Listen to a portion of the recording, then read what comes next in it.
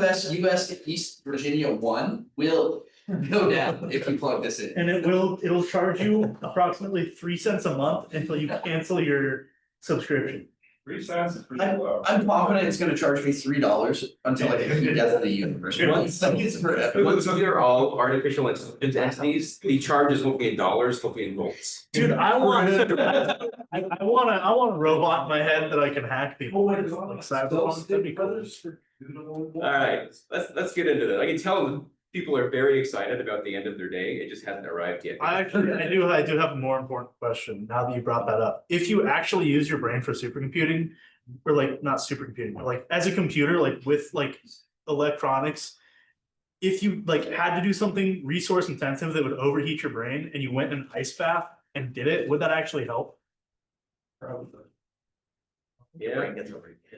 No, well, that's what the whole idea is. You're like hacking things with your brain. So like, because it's all integrated in your brain, as the hardware gets hot, your brain gets hot, and then you die. It gets too hot. I haven't actually seen. I don't know enough about neurology. For advisors, I think. Don't worry, we all know you take it. People. There's a limit to what I know. We went to like. Well, I was talking about cyber. All right, last time we were talking about the most general unifier for unification. When we can make substitutions for variables and be able to state that this general thing that we know, we can make a claim about a specific entity because we can unify those logical statements together. I think that's a reasonable summary of that idea. If I know someone in here does something and I know a particular person did that something, that I can make that substitution, that particular person for the someone, and then I can make some kind of statement out of that has truth. So we have unification. Where we move from here is into store and fetch. So more primitive than tell, ask, and ask bars. Remember that tell is something that we tell the knowledge base, a piece of information that we give to the knowledge base that it didn't know before, but this outside entity that knows everything is saying, here is a ground truth that you can just take. Ask is saying, can we logically determine something, and if you can determine that that statement is true, we can return true or false from that.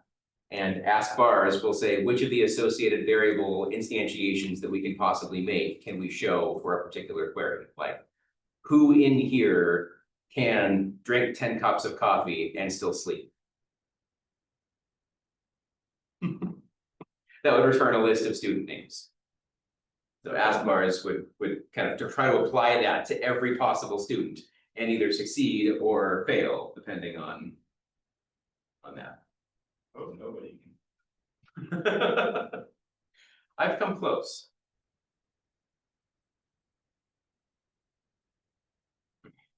All right, so store stores a sentence in the knowledge base. And then fetch returns all unifiers such that the query unifies with some sentence in the knowledge base. Not a particular sentence, but some sentence. So if we wanted to figure out what are all sentences, not necessarily variables that unify. So we're not trying to figure out X, but what are all sentences that unify with knows John X? What can we use? What sentences do we use to be able to instantiate X? That tells us that's a fetch. What knowledge was needed to be able to do that? And we get some problems with this because we can try to unify sentences that cannot possibly unify, and that creates either potentially infinite loops or logical holes. So knows John X and brother Richard John has no hope of finding a unification because we don't have that. But if we index sentences in the knowledge base, something says that all knows sentences go in one bucket, all brother sentences go in another, then we could start to look through the buckets in ways that help. So we would store the buckets in a hash table and be able to efficiently access all of those buckets.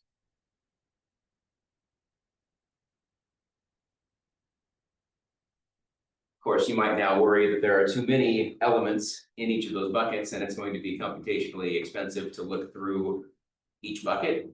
So if we add an additional layer to that, we can use a second argument and a combined hash key.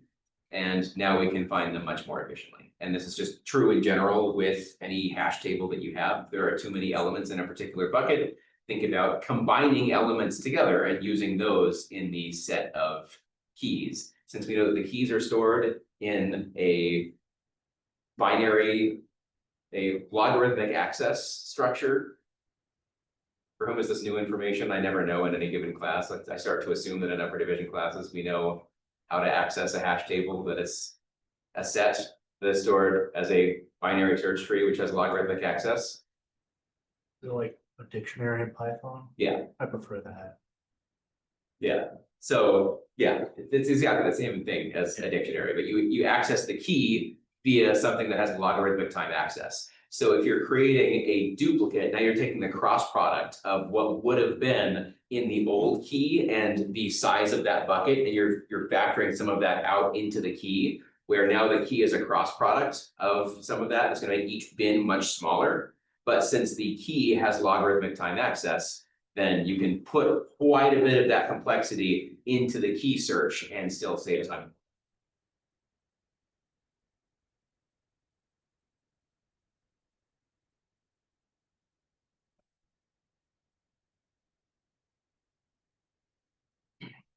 Let's take a look at possibilities for something like an employee's record. So employees is going to take two parameters, the company and the name of an individual.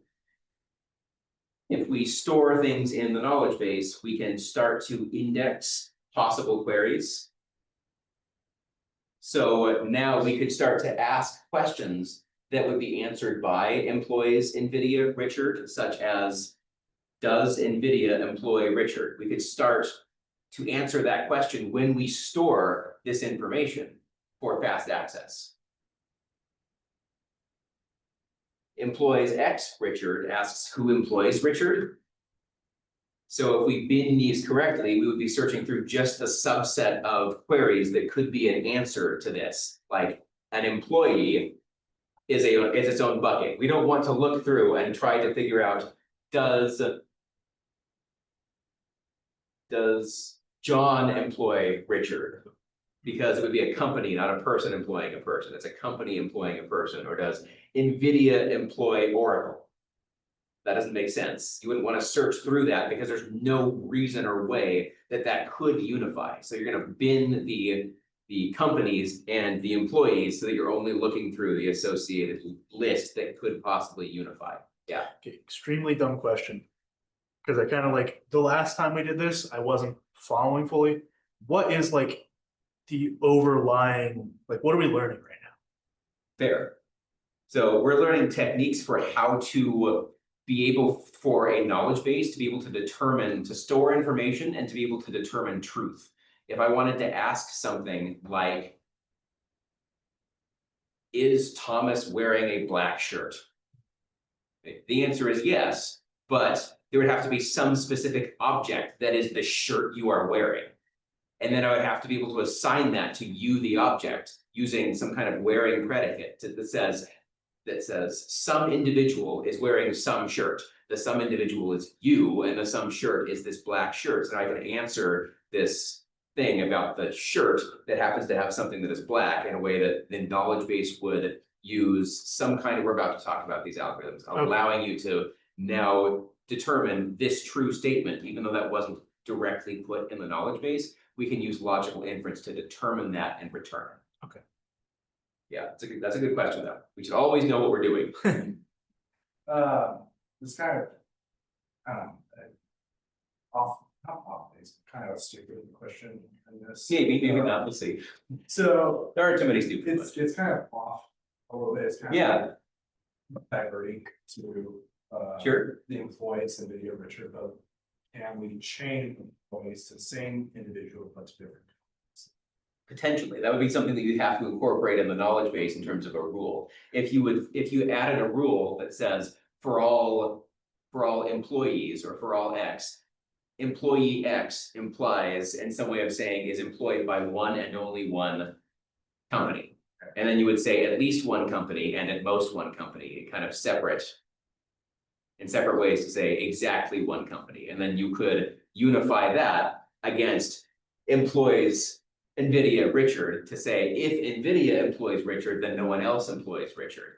Because then you would see that one and only one company employs Richard. So you don't have to store all of that information on the knowledge base. It can utilize propagation of logic to be able to figure that out from the rules that you specify and the ground truths of the facts that are already in there. That's a really good question. Yeah, so you can now start to do this in terms of the general rules and the facts that we know. And then you can start asking questions that you did not train the knowledge base for, and it will use logic to deduce the answer of. That's the purpose of a logical programming language, of the natural language toolkit that you're going to be using for this assignment of Prolog or any other logical language. It's to be able to represent this kind of information and use prepositional or predicate logic, propositional or predicate logic, I can speak today, to answer those queries. Say, you set this up in the real world. Yeah. Right, where you have a parent company and keeps track of its employees. And Yeah. It's separate companies. Yeah.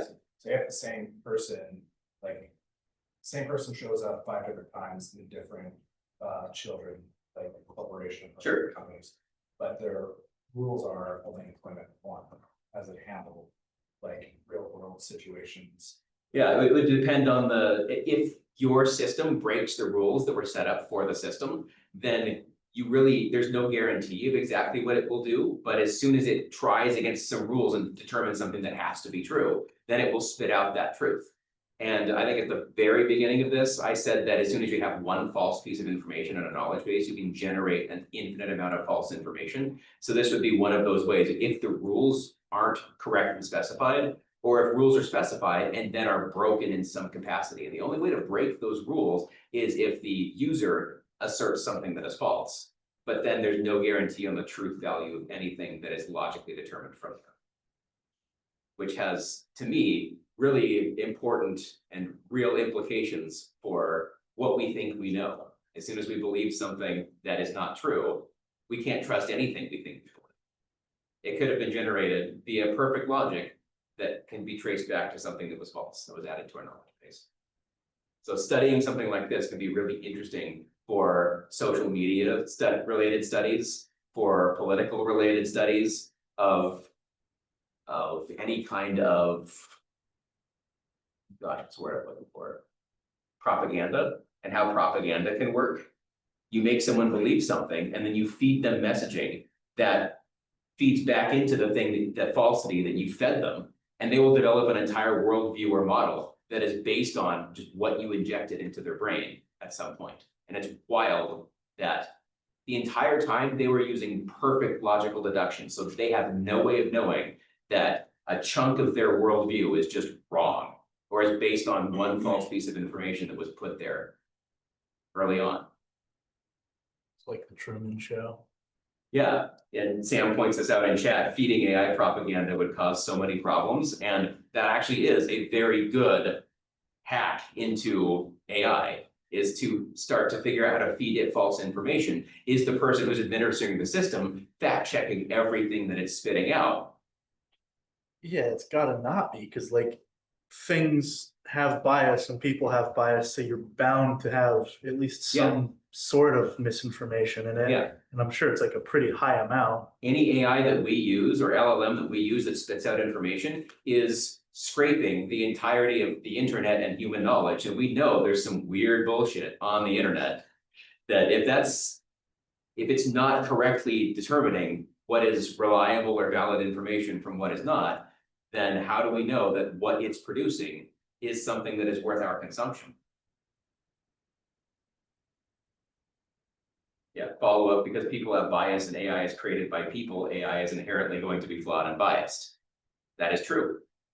We need to find a way to be able to logically analyze what an AI produces and be able to validate it in some capacity. If we're trying to use it as a general AI, as something that is representative of all knowledge, it either has to be completely independent from human opinion and has to be based on something, all of its initial facts have to be provable. And then it has to be able to generate information from there without outside bias that could possibly steer it wrong. That is the only kind of system that we can believe. But it's why we can believe programs that work and that don't rely on humans, since it's built on a logical system that works and can be proven and uses logic to produce the result. That's why we can believe what a program outputs. So yeah, that's really cool, and it's important to think about as well. So yeah, great point. Other questions we can answer here? Whom does NVIDIA employ? And also just a very general question, who employs whom? So all 4 of those questions can be asked just from the employees. If we hold X constant as a particular company, what we get back from that is all of X's employees. If we hold Y constant, we can figure out who employs that particular person. If we hold both of them constant, we're asking a yes or no question, does this company employ this person? And if we don't say anything, then we get back a massive list of every company employing every individual. Those. Does that make sense? Those are the 4 important questions that we could ask of this system based on this particular setup of employees, some company and some person. I'll show you what a subsumption lattice is here momentarily, but the queries allow you to form relationships between these ideas. Let's take a look at this from this perspective. The child of any node is obtained from the parent with a single substitution. So we start with employees XY on the left, and with a single substitution, we substitute Y for Richard, and can now get back to the question, who employs Richard? From whom is employed by who? We can make a substitution of X for IBM, and we get everyone who works for IBM. And then from either of those points, we can make a further substitution and determine that IBM employs Richard. Although, if we make a substitution or allow for a substitution of Y for X, then we can get this really strange middle of employees XX, and then we can determine from there that John employs John. So this is why it's important to separate those bins, so that X represents a company and only a company, and Y represents a person and only a person. Because as soon as you can make those substitutions cross-category, you can start finding fun things like John employs John and IBM employs IBM. That's becoming more and more true, though. Companies are paying themselves money. We could then think of a particular descendant in this as the result of applying the most general unifier. So most common descendant, we take 2 nodes, look back up the subsumption lattice to its parent that is shared in common, and that becomes the result of applying the most general unifier from that last point that we talked about at the very end of the last class. So that's another way of calculating that most general unifier, is thinking about this in terms of a subsumption lattice.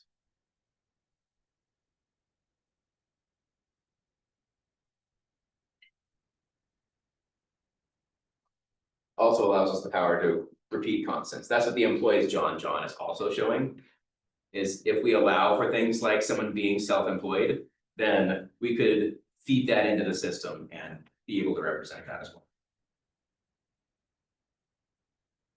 Thoughts or questions on fetch and thinking about this as a subsumption lattice?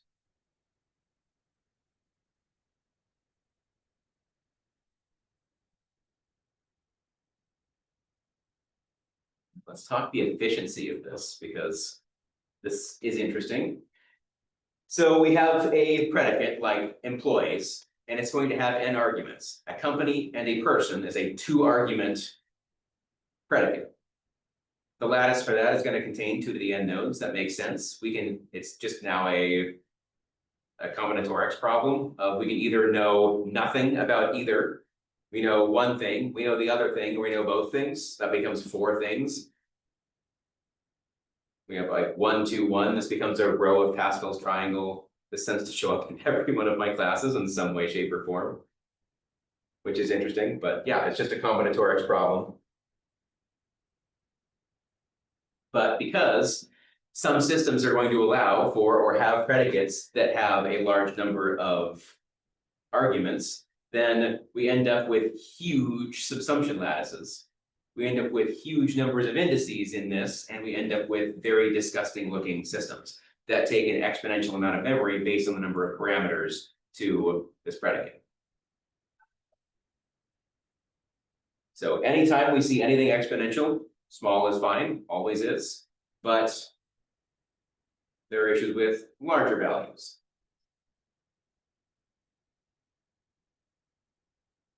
There's just nothing we can do as n starts to scale, just because of the nature of exponential growth. At least with what we've talked about so far. So if that is the case, then what we would want to do is just say, all right, what is most frequently used in queries? And we won't be able to look up information by the less frequently used aspects of queries. So if there were 8 arguments here, you might say, we can look this up with the top 6 queries. But if we wanted to look up, we would have to choose between by company or by person, and just not allow one of them.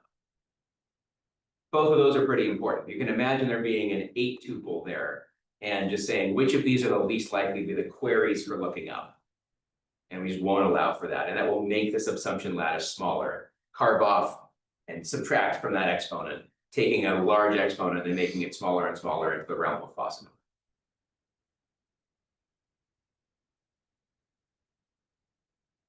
So we can either use some kind of fixed policy to do that, or learn it from the queries. So you'll scrape the associated database queries and figure out of all of these queries, which ones are most frequently asked, which ones are least frequently asked. And then you just turn off the ability to query by the least likely ones. How are you doing? I think this is going to start getting more interesting now. Now that we're through this, we're going to actually look at how we logically do this, and I'm going to instantiate that and give us actual problems to look at. So it'll be a lot less very abstract and something that we can actually apply and solve a problem on. Yippee.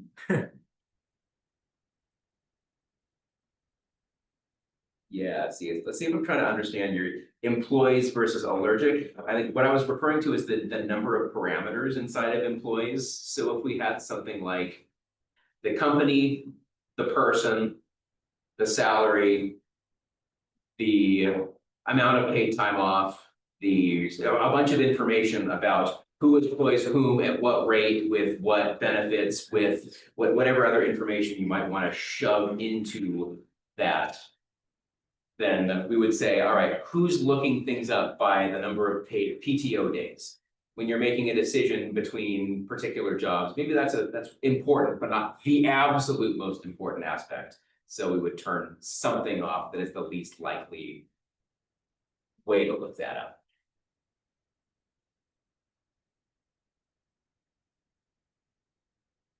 So the first way we are going to actually logic is forward chaining. This is how the knowledge base is going to learn new information.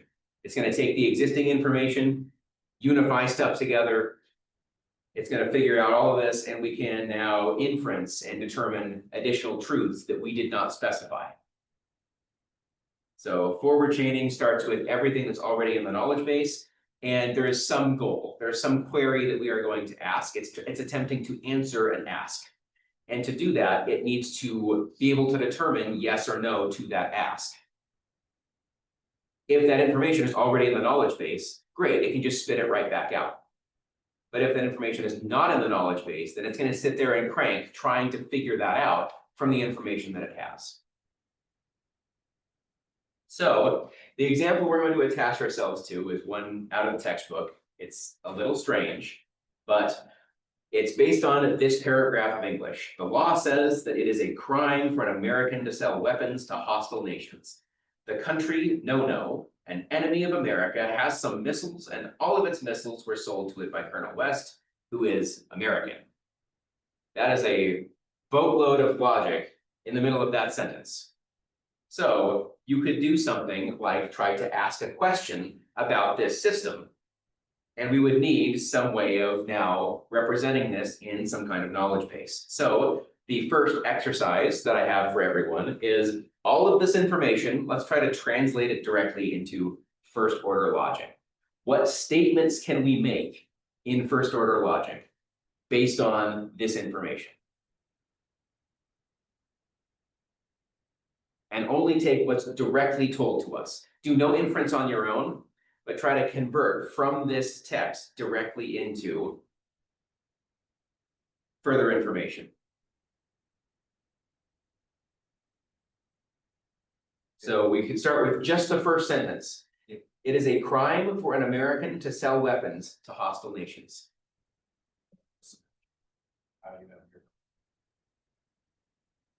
Yeah, this is gonna be a single thing, a single statement, a single logical statement. There are gonna be some predicates within it, but those predicates represent actions or states. Yeah. So American X. X is an American. That's either gonna be true or false. Yeah.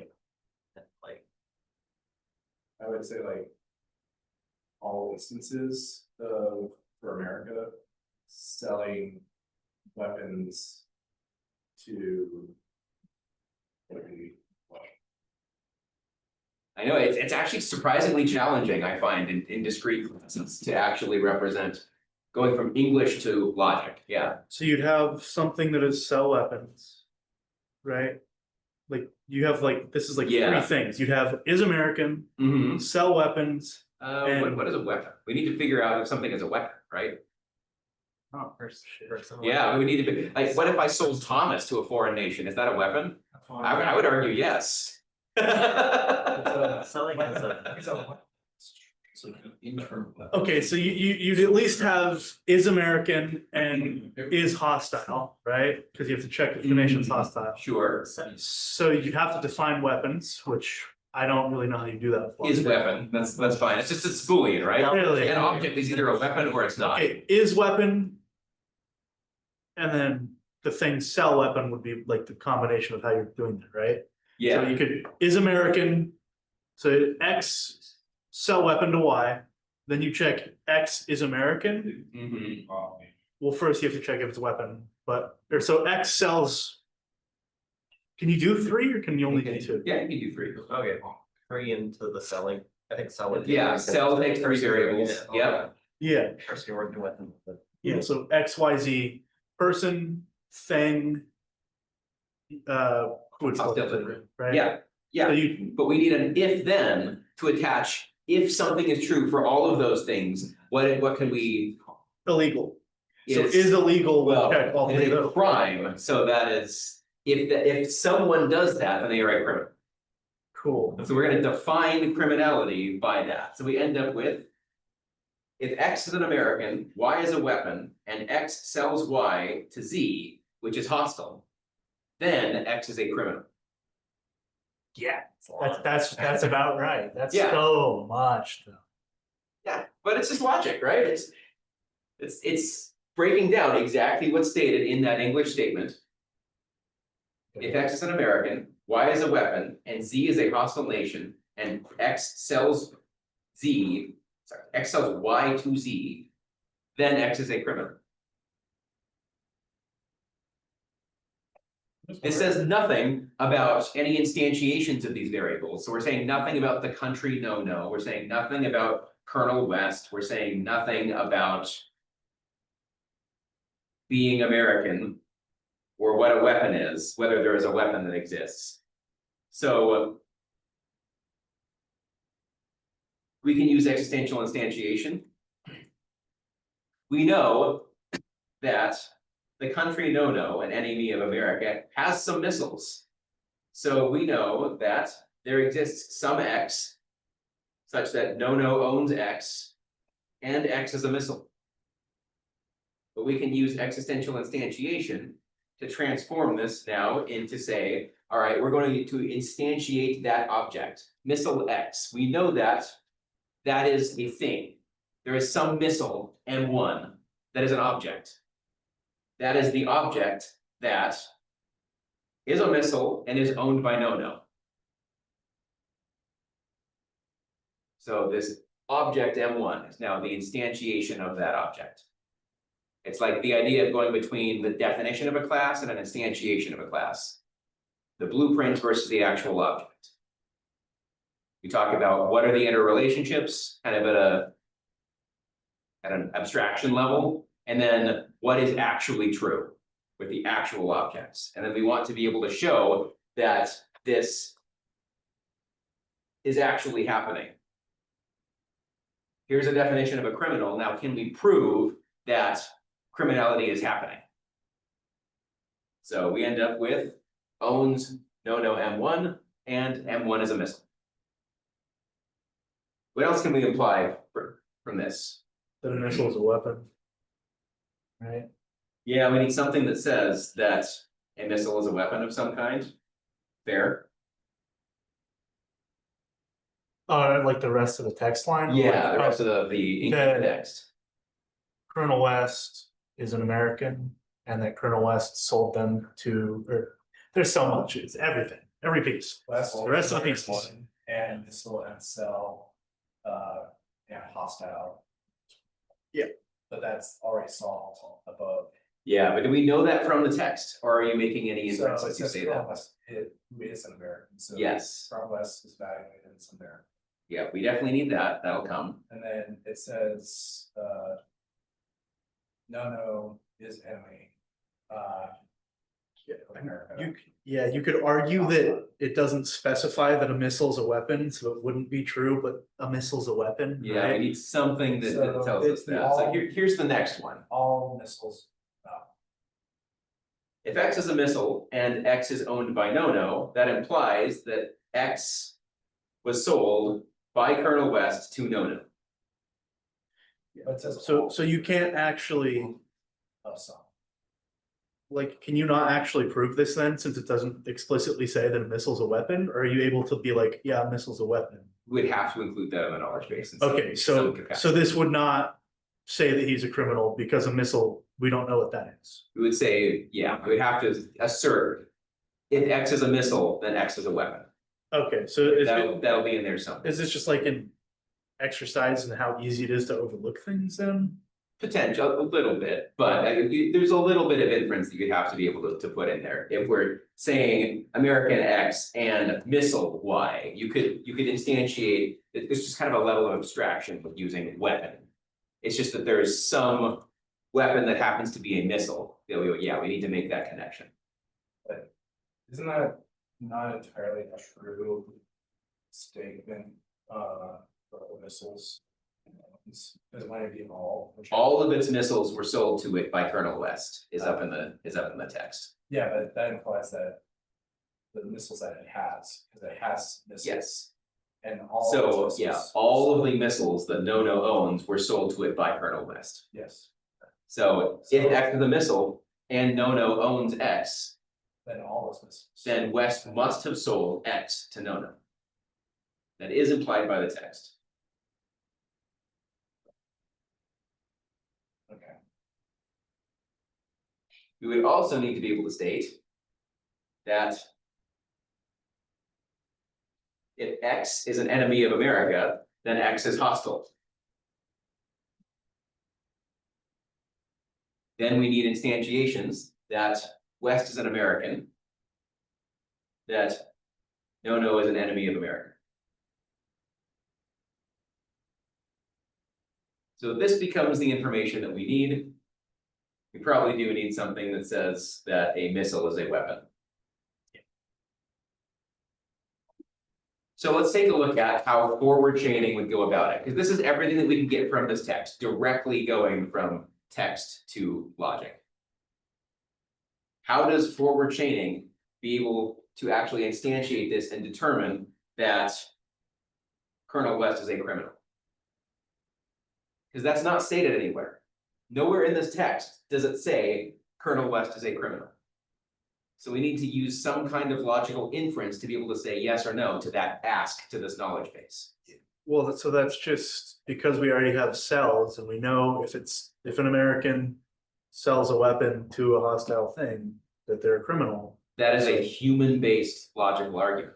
How would we have a machine be able to prove that? Because we say some things in Do general. we not do that right there? Isn't Yeah. that what that is? And The American and weapon and cells and hostile equals criminal. I guess that- Yeah. If you plug. What is X and everything Y in- and Z in this Yeah, case? X would be west, Y would be the missiles, So we need to Z do would that. be, no, yeah, that's, sorry, that's We need what to I, make that. that's what I meant. connection. That's Yeah, what I meant. That's I went exactly what walking we're through going to do. that line right there, plugging in information, Yeah. we would get, assuming we define Yeah. a missile as a weapon. Yeah, That Then it would we would get- return, like, is criminal, would return, yes. yes, so we need to do the searches and define the searches such that we can actually make that conclusion. Because X could now be instantiated with different things, Y could be instantiated with different things, but if we make those certain instantiations, then we can derive a statement of fact.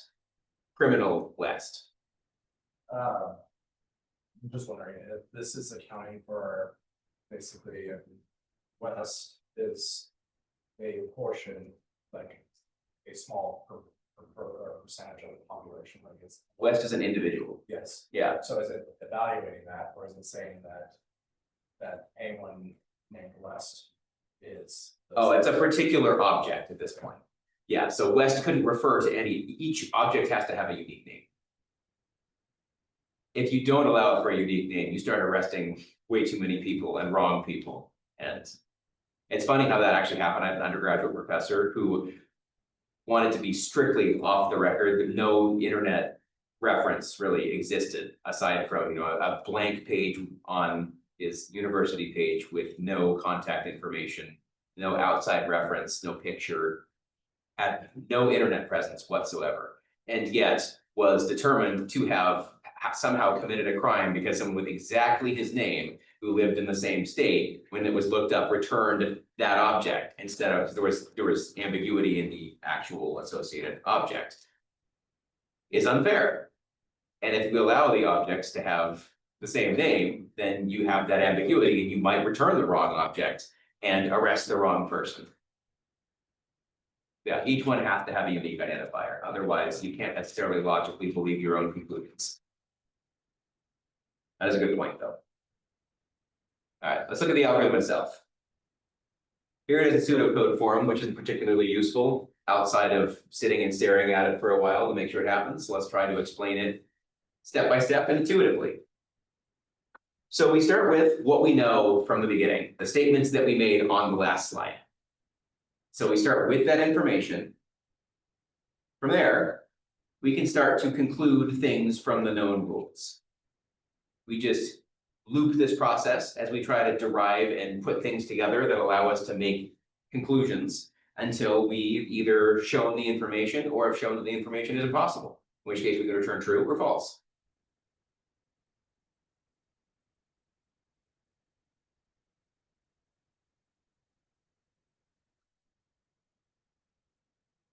So here's just the algorithm as a whole. You'll get a lot more out of the next slide, which is the example applied to our prior example. So we're gonna run this algorithm on that example and see how we can actually derive new information.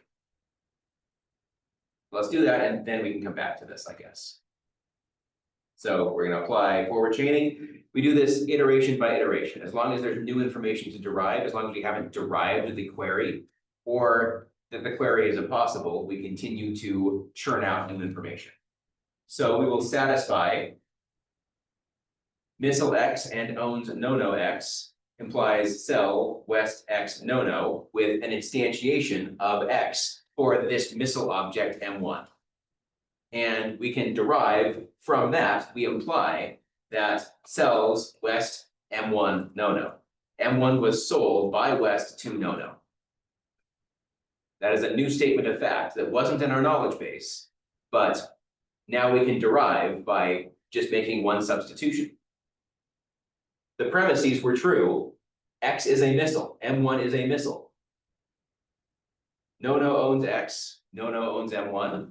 Both of those were true. So if both of those were true, then we can derive that X, whatever X happened to be in the prior before, since it was both M1 on the both premises, then we can say that M1 is the X for the conclusion. That West sold M1 to no. So, new statement of fact.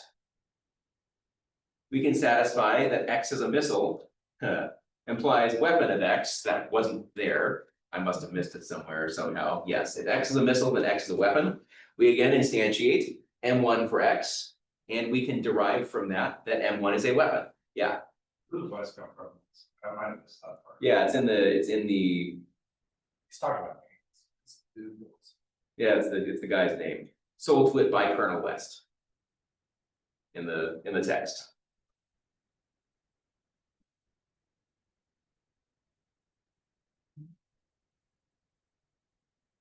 All right, last one that we can do.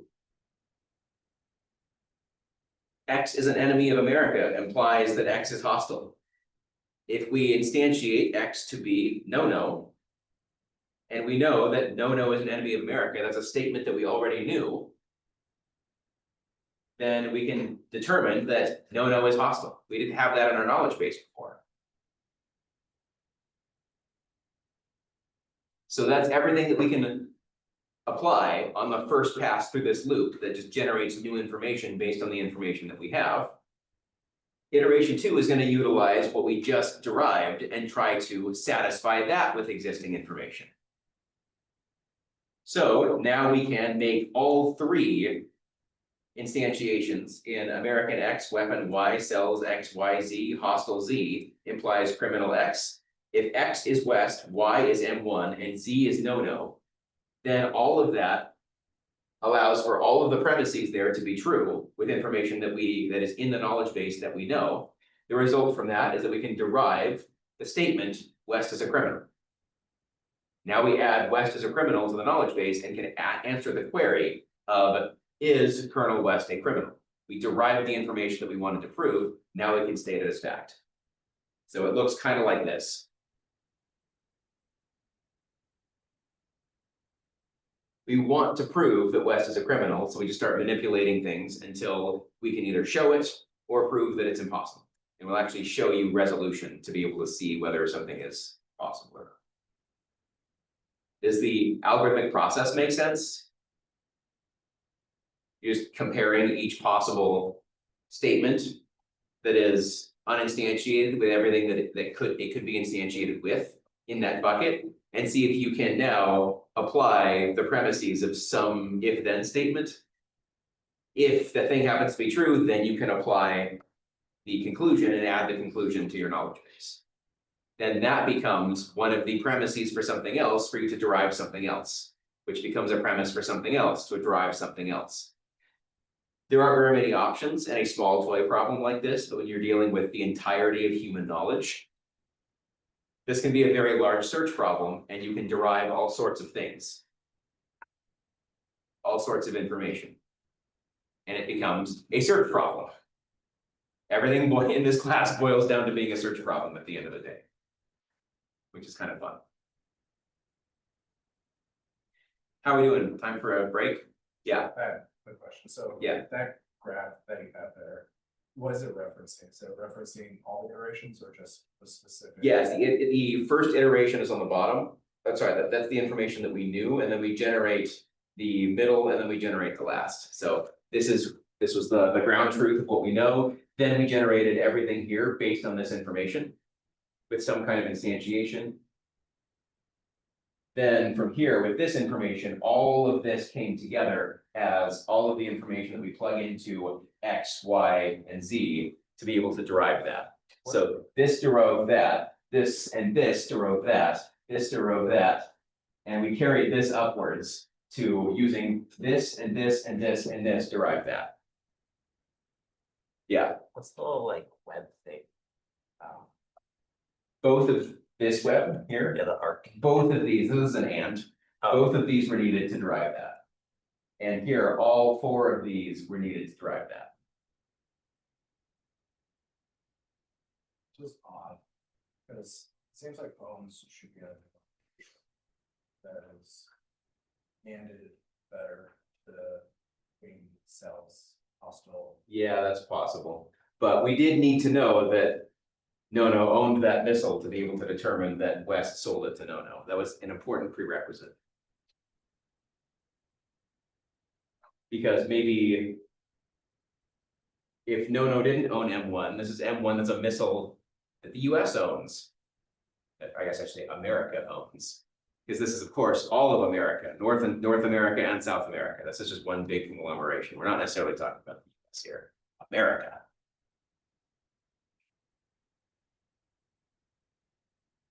Further questions? Does this make more sense? Less sense? What can I explain or describe?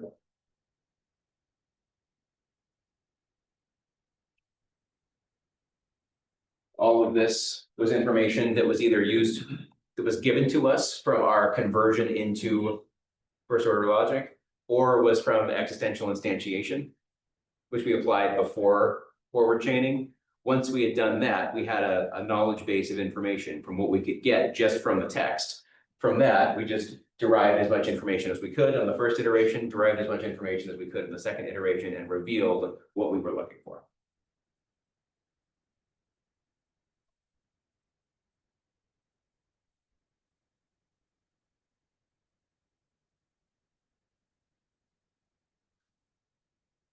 A wild for a bunch of logical dominance. Yeah.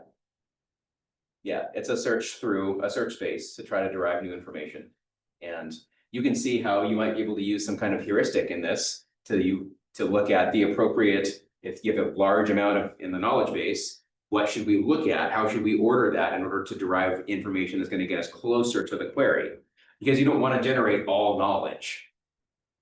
That's going to be a very long, convoluted process. You want to get closer to revealing the question that was asked.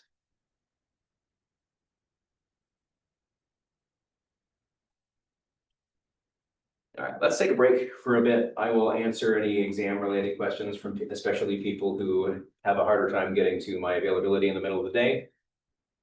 And other than that, all right, we're gonna get back into them.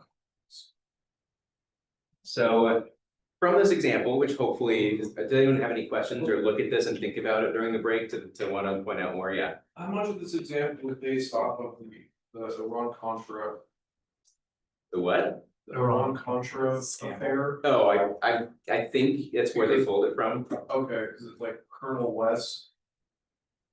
Yeah. Oliver North. Yeah, Yeah, I think that is the reference that the book used for this. I really wanted to use the book's work for this problem in particular, because then I can copy and paste the images. Nice. And rework the logic of how it's described in terms of turning it into a problem, but then, yeah, I don't have to make this in LaTeX. No, I think that you need to do more work. Honestly, this is too easy. Change it entirely. Right, yeah. are you slicing LaTeX or PowerPoint? These are written in PowerPoint, and the reason is so that I can animate them and have them be shorter, fewer total slides, rather than if you look at Tony's slide decks, for Like instance. 170 slides. Yeah, so many slides, because every single animation has to be a different slide, and there's no way to collapse that. Daniel likes me to use his lecture template on Overleaf, and we only have the free version of Overleaf, so we can't even make large. Yeah, We got like 10 slides. Dang. It sounds like the authors of this book were pretty critical of a certain president. that's fair.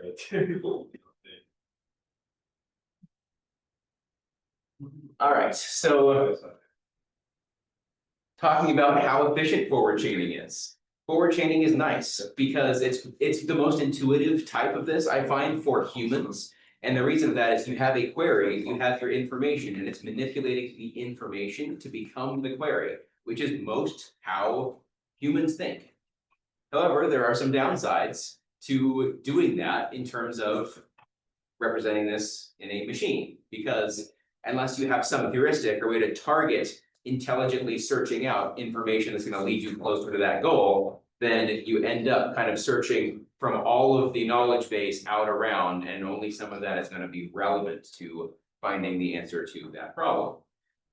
So some issues we have to attempt to match every single rule with every single sentence. Which makes sense, right? It's like, can we unify this with that? Can we unify this with that? Do we have enough information to be able to unify into this? So you're looking at every pair of rule sentence on every iteration. And as you add new information to the knowledge base, that becomes new rules and new sentences. So that becomes more and more complex with every iteration. And of course, it also rechecks every rule on every iteration. If you couldn't derive something before, there's nothing that says that you can't derive it now with the new information that you got. But if very few new sentences were discovered, then maybe it might make sense to wait a couple of iterations and then come back and try it again. So you're not trying it on every single iteration. And of course, this is the breadth factor of it. It's going to add a bunch of information to the knowledge base that isn't relevant to figuring out whether Colonel West is a criminal or not. Or in general, when these problems become larger, there are so many bindings that we can make that don't help us answer that question, that there's no way to know whether querying that is going to help us get closer to a solution or not. So it's hard to do that intelligently. Mapping every rule to every sentence, we can map onto a larger scale problem, which is called conjunct ordering. It's just figuring when you have a bunch of ands, what order should we attempt to fill them in? What's nice is if you have a unary statement, missile X, we get constant time per object. You can just say for every possible X, unify, unify, unify, unify, unify. So it's just a constant time query. Can this work? Yes or no? But now we have sentences like missile X owns no X implies sells West X no. There are multiple options. So we have to now look at every possible missile, search all of those missiles for which of them are owned by no, and then be able to derive a list of possible conclusions for which X's could now be plugged into, and we could add sells West X no for all possible X that could represent. And that now is no longer a constant time problem. We have to look through a bunch of different bins of all possible missiles. We also need to look at every object that's owned by no. So this is now a more complex problem. And you can see that as we add more and more parameters, this is going to be a deeper and deeper search. It becomes multiplicative in nature. If there are many missiles and very few items owned by no, it would be better to figure out then, let's look at all of the missiles and figure out which of those are owned by no, as opposed to everything owned by no, which of those are missiles. That's the conjunct ordering problem. Which one do we want to tackle first? Because that leads to a much more efficient or much less efficient query based on the sizes of those bins. So we can start asking questions about the size of the bins and use that information to determine which ones to look at first. In general, if you don't have access to sizes of bins easily, that problem is NP hard. But we can use heuristics to make that a little bit better.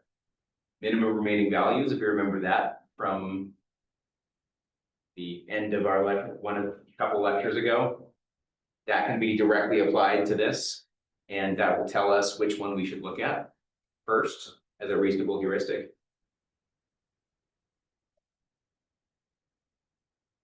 And we can also view this as a constraint problem, where now missile X just becomes a unary constraint on X. We know that X, whatever that ends up being, has to be a missile.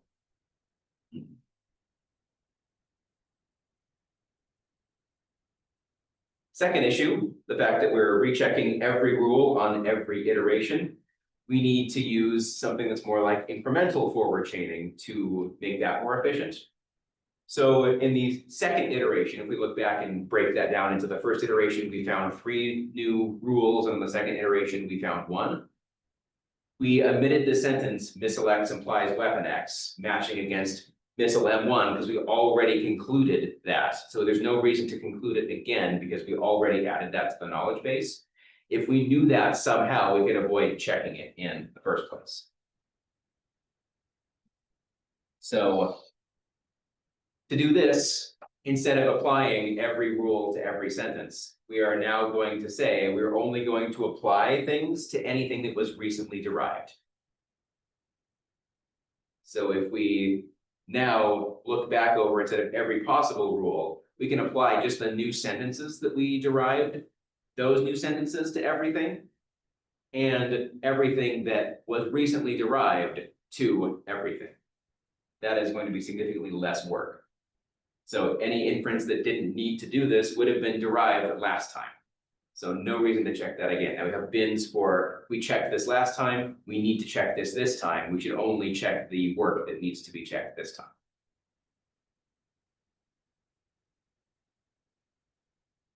This is a much more technical way of stating exactly that.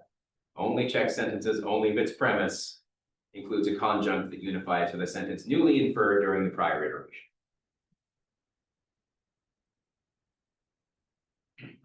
Now, whenever we have a tell, we can put in a process to that tell that says, forward chain the sentence to derive useful sentences based on the information in this tell. And now we don't necessarily wait to do all of that work on the ask. We can intelligently go from every single tell, derive relevant useful information, and that becomes the new information that we derive on every new tell.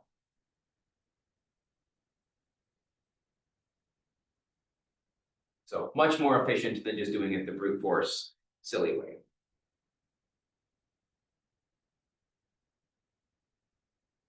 There's also the irrelevant facts issue. What do we want to do about that? Is there any way to target or use a heuristic or do something that starts to guide us toward the actual solution?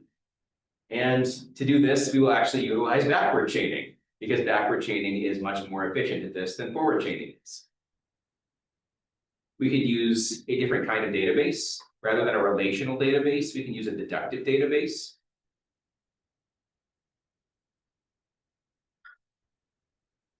And that way, the inference that we use, whenever you use some kind of SQL query, that is more of a forward, it's not forward chaining, it's a relational query. And if you, instead of using a relational query, use a forward chaining query, then you can actually do better forward chaining and better search for this. But a deductive database would help there. And so you pre-process the knowledge base doing this, using the information from the query so that we're only trying to do something that unifies or does something with certain sentences that have something to do with that query.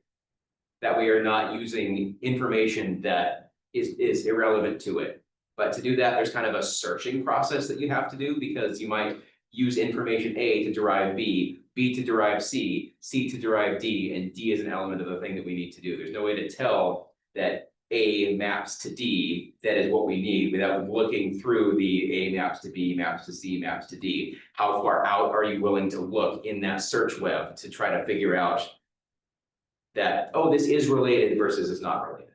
You could do something like look out one step, deduce, look out 2 steps, deduce, look out 3 steps, deduce, and that way you're looking at the most relevant information first, and that way you could decide to stop after a period of time, and you might be deducing some new information at one step that makes the query one step away instead of a longer path. Does that make sense? Not really. A lot of blank stares. We're at that last part of this class part, aren't we? We're all close, want to go home. How can I even draw this out? Actually, there's an example right here.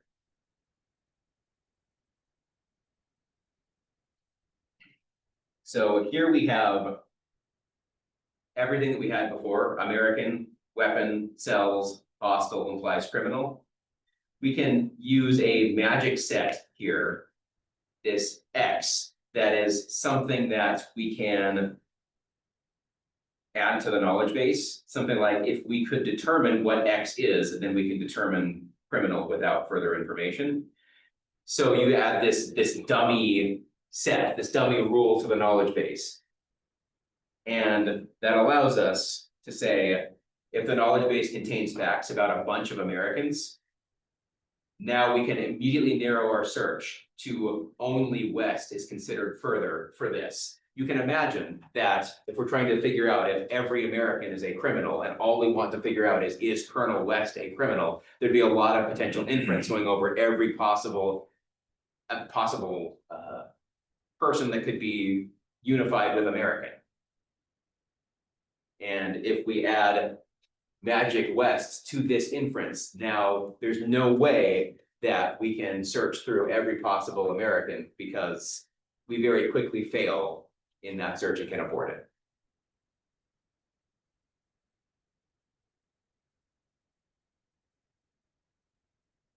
And yes, Sam, if backward chaining is going to do exactly the deduction versus induction thing. So yeah, backward chaining is going to start at what we're trying to deduce and then work out how to get there.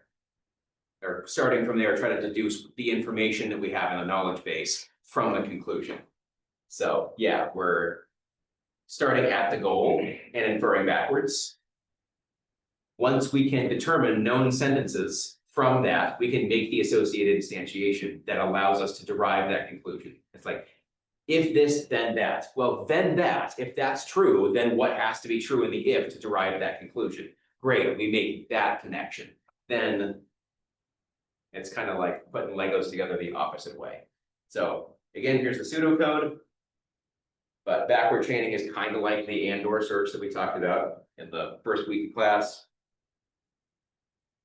Or part is the goal query, and the and part.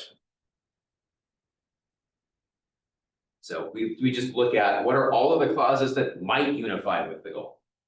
Then we can intelligently select which of those that might unify we should search through and look at first. And then you start to standardize.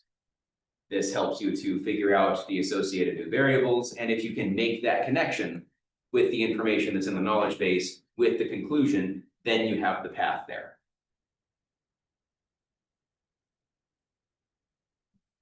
If the right-hand side unifies with the goal, then we have to prove everything on the left-hand side. So we would find that basically, if Colonel West is an American, and M1 is a missile, and etc., if all of those were true, then we could prove that Colonel West is a criminal. So then we have separate queries now that we try to go prove that Colonel West is an American. Can we prove that? Hey, it's already in the knowledge base. Is M1 a missile? That's not in the knowledge base, but we can derive it pretty quickly. And you can see that it gives us a target, something to go prove from the knowledge base that's closer to the information that we have. So the search space isn't quite as large as just everything that's in the knowledge base. It's just taking the answer and trying to say, what's everything that we could fit in here? Can we go prove that? Yes or no? Yeah, and is that every aspect of the conjunct, the ands on the left-hand side now has to be proven independently of each other to be able to derive the conclusion. Does that make sense?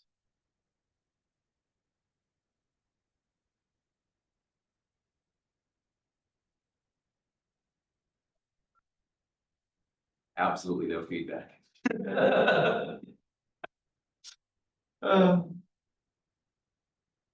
Here's the diagram that we did before, and now instead of kind of going bottom to top, we're going top to bottom. We're going to start with the conclusion that West is a criminal, and I'll try to go prove that that is the case. So to prove that West is a criminal, we need to prove that Nono is hostile. We need to prove that West sold M1 to Z, where Z is Nono. We need to prove that Y is a weapon. We need to prove that West is an American. So if we can see that we only need to make the associated substitution to prove this, that, all right, Z is Nono, great, done. Can we prove this now? We need to prove that M1 is a missile, and we need to prove that Nono owns M1 to be able to make this conclusion based on the associated left-hand sides of what this was the conclusion to.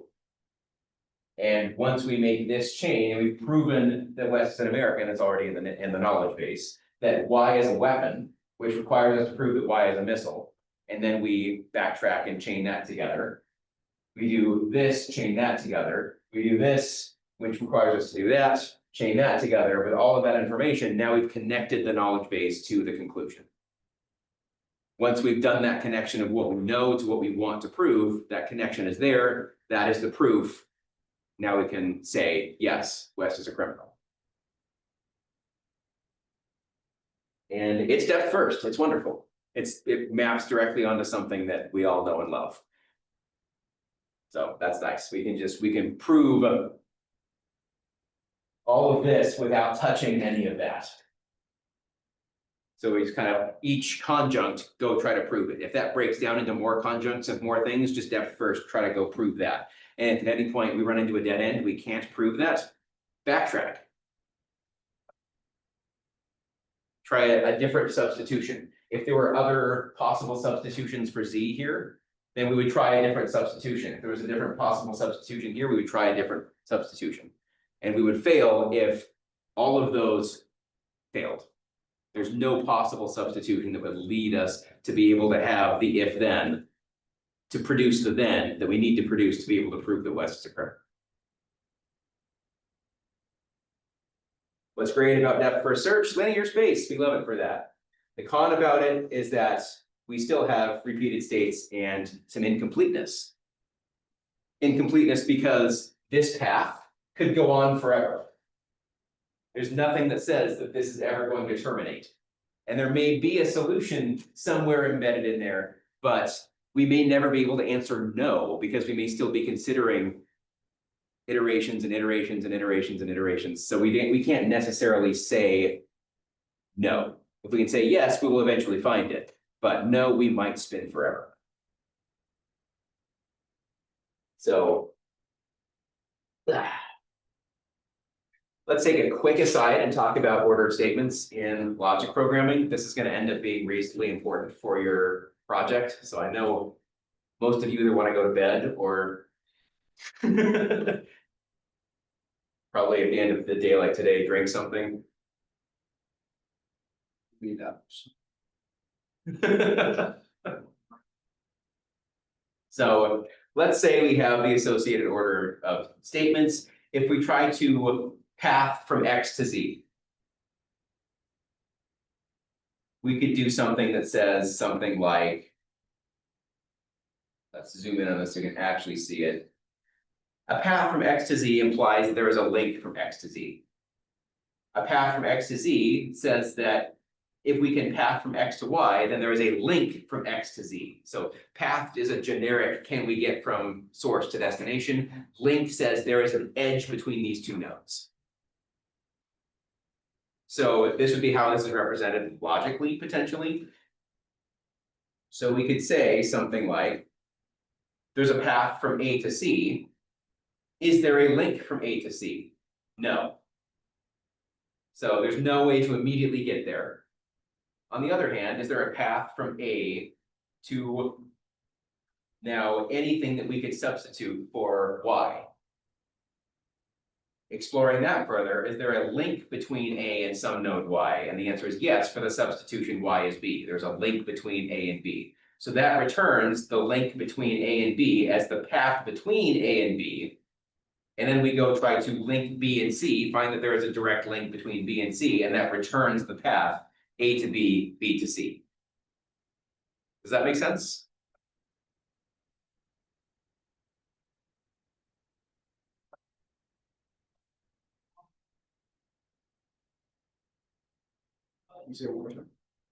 Yeah, so we're just kind of depth first searching this. We want to find a path between A and C. So the order that we did here, if we're looking at exactly what we're saying, we're first looking for a direct link. If we don't find a direct link, we're going to try to break it up into finding a path between it and some node, and then a link between those last two nodes. So something like, is there a path? Is there a link directly from A to C? That's the first thing we're going to look for. The answer is no, there's not. So this branch fails. Since this is depth first search, we go back and look down the right subtree. Left subtree asks, is there a path from A to some node Y? What are all of the places we could get to from A directly? And so we're going to now, for each one of those, try to find a link directly there. So the link between A and any node Y returns a single substitution of Y for B. What is A directly linked to? Just Y. sorry, just B. We backtrack to here, and now we know how to find the path from A to that same B node that is the substitution for that Y, because this represents the same variable. Then we backtrack here and say, can we get a link from B, this substitution, to C, which there's a direct substitution, so now we have found the path between A and C. It involves the link between A and B, and the link between B and C. That is the path that we need to take to get from A to C.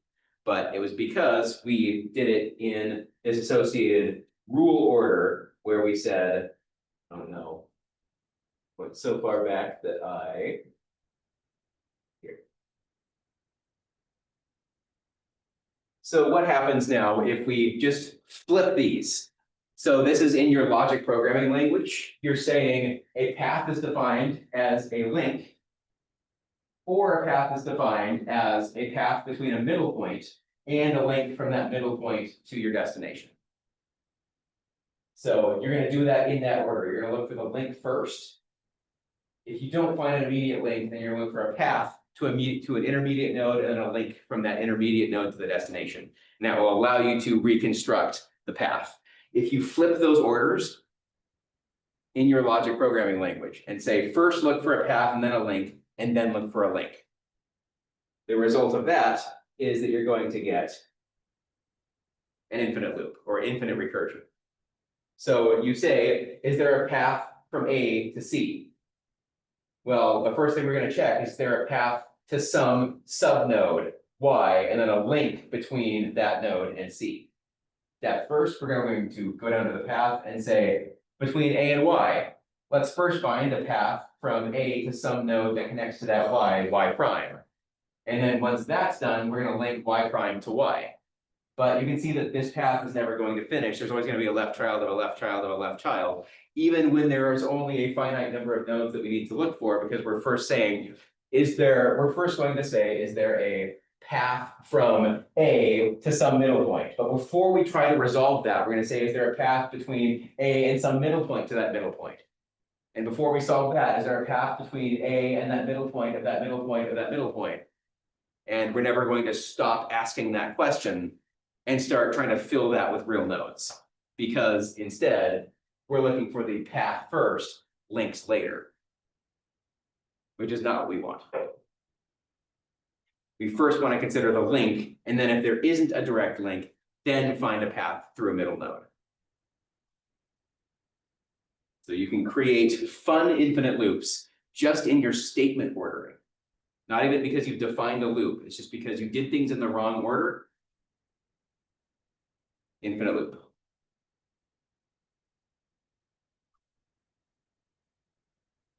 What's nice? Forward chaining doesn't have this issue.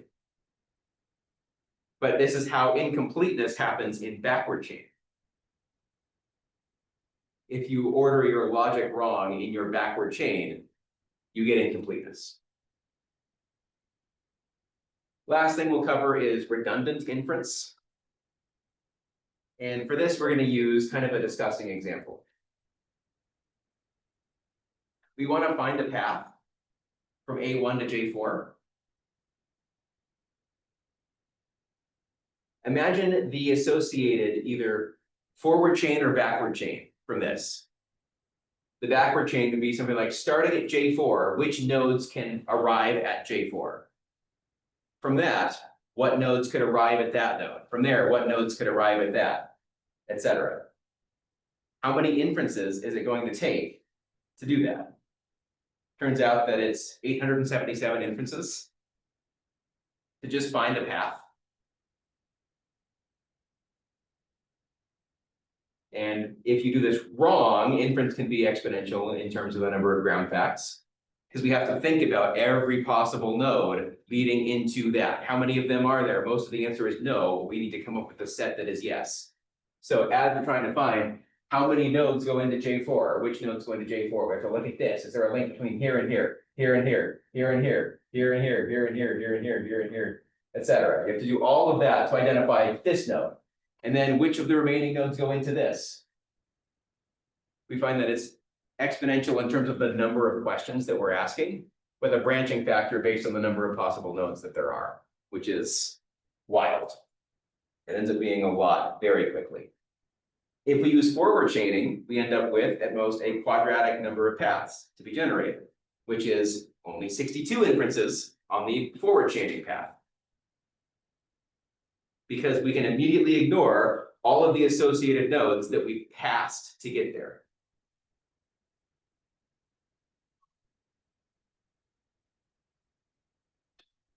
Forward chaining is just an instantiation or a type of dynamic programming. Again, we're storing the partial paths that we have calculated so far, the new information that we've stored based on that goes into our knowledge base that becomes part of our search. That's exactly what dynamic programming does.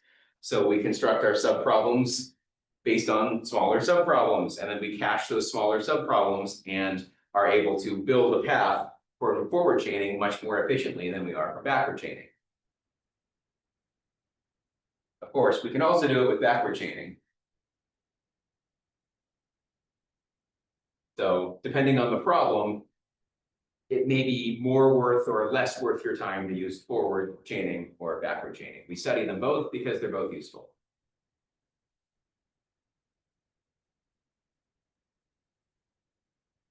How we doing? I don't believe you. Those of you who are putting thumbs up, I don't believe you. All right, we'll stop here for the day. We'll come back and talk about resolution next time. We're almost through this chapter, which is great. We're going to start talking about probabilistic inference next. And that's not anywhere near as bad as most of this, at least to me. Probability